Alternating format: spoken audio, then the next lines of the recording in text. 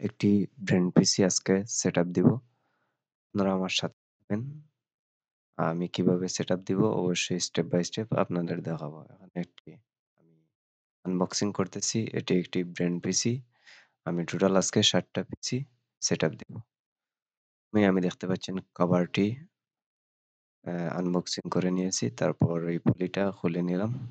এরকম পলি করা থাকে নতুন অবস্থায়। এটা উইন্ডোজ দিয়ে সেটআপ দিতে হয়। না হলে কাজ করে না। এটা FreeOS একটা দিয়ে দেয়, এটা দিয়ে কাজ হয় না। আমি মডেল দেখানোর চেষ্টা করছি বাট আপনারা আশা করি হয়তো দেখতে পাবেন না। এটি মোবাইল দিয়ে করা আমার। তাই নরমালি হাই রেজোলিউশন না। অবশ্যই মোবাইল দিয়ে করা।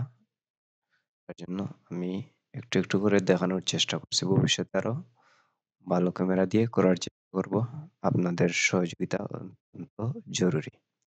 ঠিক আছে? আমি প্লাগগুলো লাগিয়ে নিলাম। এখন দেখতে পাচ্ছেন কিবোর্ড এবং মাউস লাগিয়ে নিলাম এবং আমি আমার পেন ড্রাইভটা লাগিয়ে নেব। এটা উইন্ডোজ দেওয়া আছে, বুটেবল করা আছে। এটা আমি পিসিতে লাগিয়ে নিয়েছি। ঠিক আছে? অনেকে ব্র্যান্ড পিসি গুলাতে উইন্ডোজ গিয়ে হ্যাসেলে পড়েন, ড্রাইভ খুঁজে পায় না। এগুলো সাধারণ সমস্যা। আর আমার দিক দিয়ে এগুলো অভ্যাসে পরিণত হয়ে গেছে। ঠিক আছে? আমি F10 প্রেস করলাম। F10 প্রেস করে বুট ডিভাইসে গেলাম। বুট না, ওখানে হচ্ছে BIOS সেটআপ। ঠিক আছে? সেটআপে গিয়ে ওখানে RAID থেকে এ HCI সরি। ওখান থেকে HCI ঠিক আছে। RAID থেকে HCI সেটআপ করে দিলাম। তারপর F9 ডিভাইস পেতে হলে আপনাকে F9 প্রেস করতে হবে। আমি এখানে F9 প্রেস করতেছি। আপনারা দেখতে পাচ্ছেন। F9 তারপর শো নিচে গিয়ে পেন ড্রাইভ সিলেক্ট করে এন্টার দিয়ে দিলাম। এতটুকুই। আর কিছু করা লাগবে না। অটোমেটিক আপনি উইন্ডোজে পড়ে যাবে। ঠিক আছে? এরপর দেখতে পাচ্ছেন লোগো আসছে। তারপর চলে আসলো ইমেজ। তারপর ওখান থেকে যেরকম আছে নেক্সট দিলাম। ইনস্টল নাও ক্লিক করলাম। তারপর আমি ওখান থেকে সিলেক্ট করলাম ড্রাইভটি।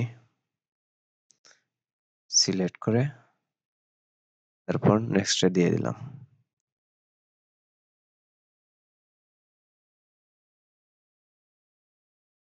এগুলো ডিলিট দিয়ে ঠিক আছে আমি একটাতেই করে নিলাম হার্ড ডিস্কটা। আর আমি ওখান থেকে ২ টা পার্টিশন করে নিলাম। একটিতে আমি উইন্ডোজ দিয়ে দিব আর একটি আমি ড্রাইভের জন্য খালি রাখবো। নেক্সট দিয়ে দিলাম। তারপর উইন্ডোজটা ইনস্টল হতে লাগলো। আর আমি একটি ল্যাপটপ পেন্ডিং এ ছিল ওটি কাজ সেরে নিলাম। এটি একটি কিবোর্ড সমস্যা ছিল। কিবোর্ডটা চেঞ্জ করে লাগিয়ে দিলাম। ঠিক আছে? উইন্ডোজ হয়ে গেল। রিস্টার্ট নিয়ে নিল।